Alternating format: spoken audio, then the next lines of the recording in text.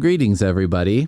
Welcome to another episode of the Amazing Spider webcast. It's been almost a year. It's been 10 months. Let's not exaggerate, okay, since we've had an episode. I think we only did like 2 last year. And so this year, the goal is to top that. So, it's good to have goals in life and in podcasting. It's extremely important. Before we talk about this issue, should I spend 10 minutes talking about how you could donate to my Patreon? And then you could get maybe 3 episodes, maybe 4 this year. I always think that's so amazing when it's like a terrible show that has no one who listens to it, like this one. And it's like, maybe give me some money for it, though. It's like, oh, I mean, you're kind of just wasting the time of like the 10 people who are actually listening to the show, right? Because they're not going to donate, but also no one's going to hear your plea. So we're on issue 36, another Stan Lee, Steve Ditko classic called When Falls the Meteor. And it's got this thing on the front that, you could play a game with the Stan Lee Spider-Man issues, which is, the game is called Caption for a adult video website or Spider-Man comic. Spidey as you like him. In college, in trouble, in action. So maybe not the Spidey part, but I don't know. I don't know what you all are doing out there, what your viewing habits are. So whatever, no judgment. Well, judgment, big time judgment, but I don't actually know, so I can't, there's not much I can do. So When Falls the Meteor, in which Spidey must face the mortal menace of the uncanny looter. Hey, Stan Lee, maybe these are just disenfranchised people, okay? Breaking into museums and stealing a meteor. Maybe if you didn't feel like you had to tell your children how to behave around police, or maybe if you did feel that way, you would understand what the looter is doing. Oh, you know what? Never mind. The looter is like an old white Indiana Jones looking guy, so it's fine. So a meteor falls. This guy comes across it, and his name is Norton G. Fester, by the way, which I think if you want your kid to either be a scientist or a real loser, Fester is a great name. Just hang on to, because your kid's either going to have to overcome that name or accept it as, this is my life. Those are the only real options available to your kids. So if those are the only real options available, it'd be kind of interesting, I guess, to see like, well, does your kid rise to the occasion or sink to the occasion? Because that's really the only option. You can't be an average person named Fester. So he's trying to get funding to study this meteor. I don't know why. But he goes to this lab, and this guy's like, sorry, Fester, we're more interested in making new miracle ingredients for hair tonic. Maybe try a bank or something. Which I was like, oh, that hits a little close to home. Because I feel like all the time we talk about space travel, and people are like, that's a waste of money. We have hungry people here on Earth. Why are we traveling to space? And I'm like, well, maybe because we could find the answers to a lot of our problems in space. Neil deGrasse Tyson. I don't quote him often or really ever other than this, but he was like, well, what if in space we could find, a meteorite, whatever, comet that was made entirely out of gold or platinum? And he's like, so, we could find a chunk of precious metal that's worth more than the entirety of the precious metal we have on Earth. And, that could be really useful, right? And, I think that was a simple way of explaining to people like, yeah, I mean, we don't really know what we don't know. But also I feel like it's these motherfuckers who are like, let's not waste time with space travel, who are also like, it's fine, we'll just destroy the entire planet of Earth. And then it's like, I don't know, 100 years from now are going to be like, why haven't you guys been colonizing the moon? NASA, what have you been doing this whole time? And it's like, you motherfuckers defunded us all this time. Anyway, then he goes to the bank to get a loan, to get a bank. And this guy is like, nope, can't do that. Which, by the way, he's like, but when I become as famous as Darwin, Galileo, Aristophanes, I'll pay you back with interest, which I was like, yeah, no shit. That's kind of how a loan works. It's not just like, well, just have this. And when the guy says no to his loan, Fester is like, you'll be sorry. You'll all be sorry. Which I one time want to have occasion to say that and to have it be somewhat threatening, but not threatening on the level where it's like, well, I'm going to get fired. You know what I mean? I just want to be in a situation where I'm like, you'll be sorry. You will all be sorry. But maybe there isn't a situation like that where it's like you can say you'll be sorry, but it does not rise to the level of, this guy's a problem. Everybody, this is a problem. So then, we get to here and he's like, all right, I'm not going to get any money. I guess I'll just tinker with this myself. And he gets out a hammer and chisel. And he's like, all my few remaining friends turn me down. They call me a fanatic, a nut, just because I'm an undiscovered genius.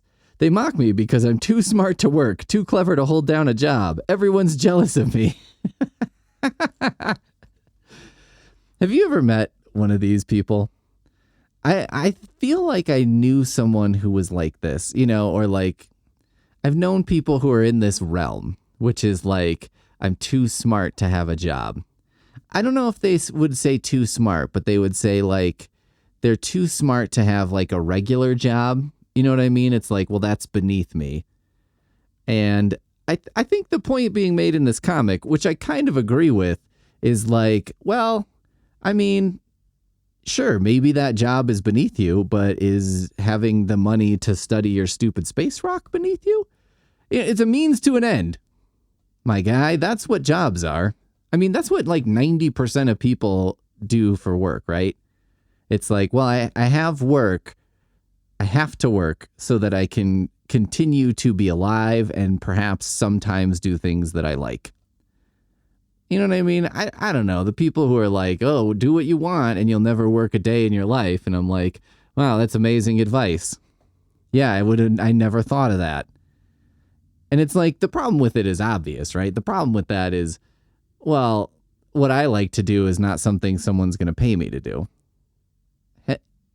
Patreon.com/helpful snowman. So he hits the rock with a hammer and a gas explodes in his face and he dies, and that's the end of the issue. Not really. He gets super strength from it, which fine. Marvel Comics has a real history of doing that. But I do think it would be super funny to just have the issue end on like page 5 and then the rest of it is just ads. Just the worst ads, the cheapest ads, things comic book readers don't even want. And so, it's just like, whatever.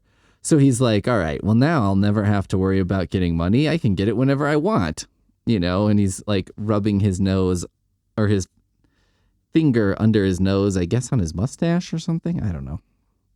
He's doing an evil face of like, now the world is mine. So, listeners, you'll have to wait and see what Norton G. Fester's amazing plan is, because now we go to Peter Parker, who's at college, and he's had a little bit of trouble because he doesn't have any friends. Due to my recent battles with Kraven and the Molten Man, I've been forced to miss a lot of classes.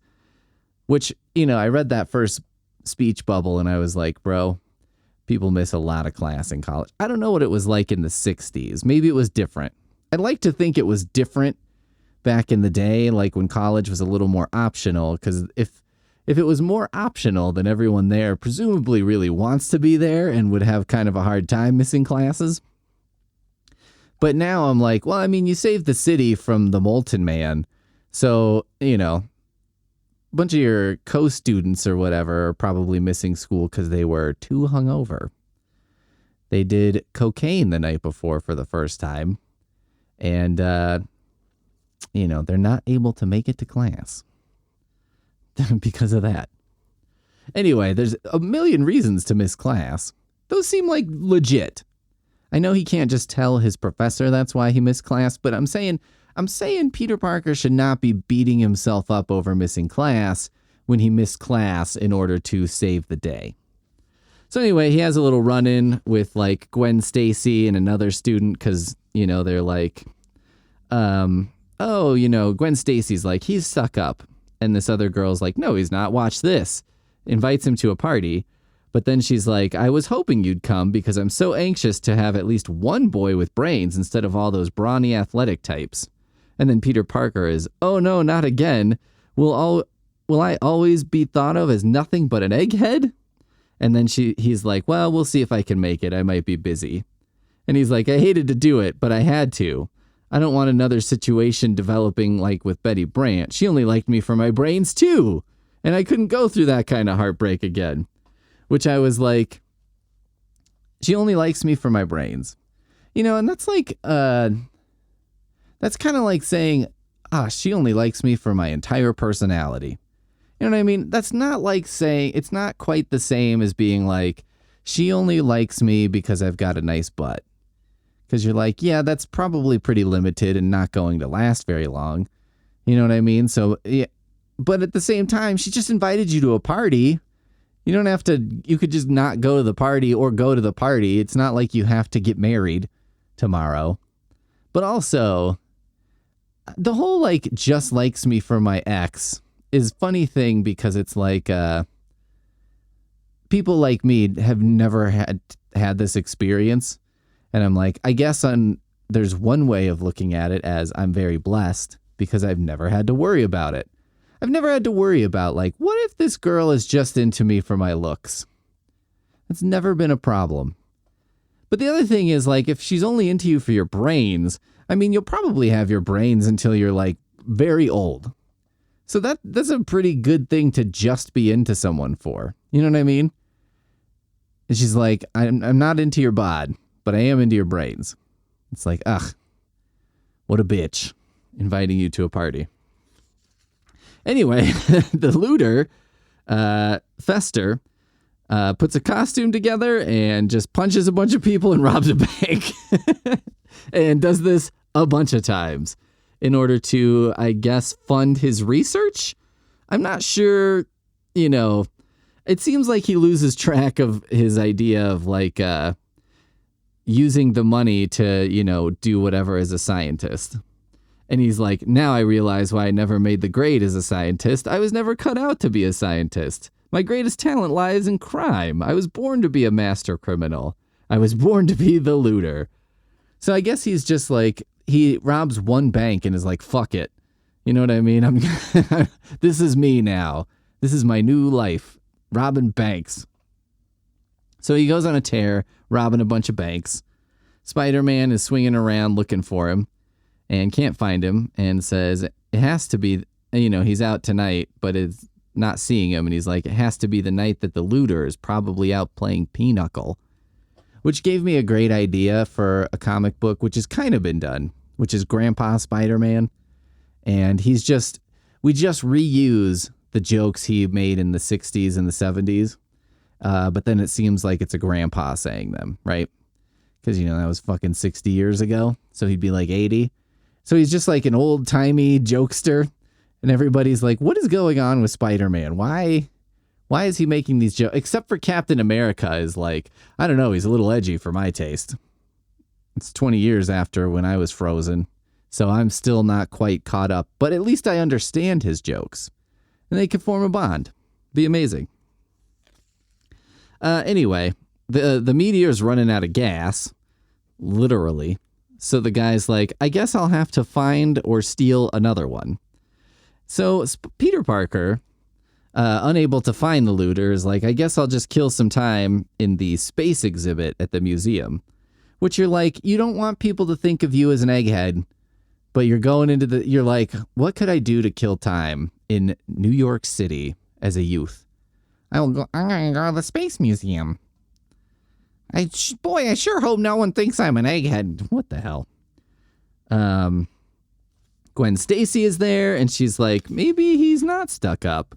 I could accidentally bump into him. Then she's getting all pissy because she's like, I hope he'd see me and come over and talk to me, but he's studying those displays like they're pinups, of science machines.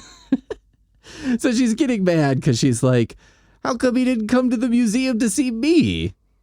Which I feel like the behavior of all these characters is on one hand really annoying and on the other hand probably kind of realistic.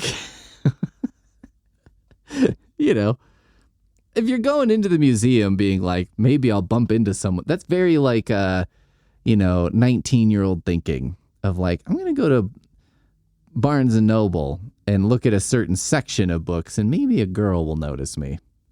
I had that thought before, but it was never successful, mostly because the section I was looking at was comic books. I'm told that girls read comic books. We'll see. I guess we'll see. We'll see how many ladies are on patreon.com/helpfulsnowman and blah, blah, blah. So anyway, the looter shows up to steal this meteor, and they fight. And there is a quick word balloon where Spider-Man is like, geez, the reports aren't exaggerated. He's plenty strong, perhaps stronger than I am. I'll need my wits this time as much as my power, which is actually a pretty good parallel to the Peter Parker story. And I kind of like this, where the Peter Parker story and the Spider-Man story sort of back each other up thematically. But I think that's it. I think that's the only time he does that, because then he just beats the shit out of him. But the looter gets away. And then Peter Parker does encounter Gwen Stacy, but she's pissed off at him because she saw him go running off when the looter showed up. So she's like, oh, he's a coward, forget it. And then Peter Parker doesn't know any of this. So he's like, how can anyone so pretty be such a nut? And I was like, oh, Peter Parker, you have so much to learn about girls. And then Gwen Stacy says, and yet it's hard to believe that anyone so manly looking could be a coward. Which I'm like, oh, Gwen Stacy, you have so much to learn about guys. It's like, I thought that guy with full tattoo arm sleeves and a beard would be super manly and brave and, but also not a total dickhead. Did you think that? Did you? Anyway, the looter takes another shot at the meteor. And Spider-Man, attempts to stop him. He attempts to make an escape using a helium balloon. So basically think of it as a reverse parachute. It inflates and, lifts him up into the air. But, Spider-Man catches up to him and grabs onto him and they fight while dangling from this balloon, which looks okay in the comic. But then I was thinking about how stupid this must look if it were in real life. Because it's just these two guys kind of dangling from this balloon that is just slowly, wafting its way up into the air. You know what I mean? Just gently moving across the city on a light breeze on a, generally pleasant weather kind of day. And these guys are dangling from it, punching each other. I mean, it would be a great event for a game show or a boxing alternative version. Two guys dangling from a balloon by bungee cords. And also they're punching. Now that's ultimate fighting. Anyway, Spider-Man punches him and then knocks him out. And, slowly lets the gas out of the balloon so that they can come back to Earth. And that's pretty much it. Okay. In conclusion, let's wrap this all up in a web, if you will. If I will. I have really enjoyed the looter as a character. He's not very memorable in many ways, but in some ways I found him memorable just because it was I don't know, this is what an incel is or something. This is a guy who would be real into Jordan Peterson, maybe. This is what I assume. I don't actually know what incel stuff is, and I don't really actually know what Jordan Peterson's about either. But this is what it seems like, Oh, I can't get a job all day, but I'm trying to listen to the Rogan podcast so I know, what to avoid out in the world. It's hard to take this much vitamin D and, do the ice baths or whatever nonsense I'm up to. Eating elk. You know how hard it is to get fresh elk in New York City? Not easy. I tried the Asian grocery store because I thought maybe they would have something like that, and they do not. Turns out they don't. Well, there you go, everybody. That's issue, what was that, 36 of The Amazing Spider-Man and issue 36 of The Amazing Spider Webcast. Thank you for joining us on this lovely day. I hope you have a good rest of your day, and maybe we'll have a good rest of the year, huh? You'll hear from me 2 or 3 more times.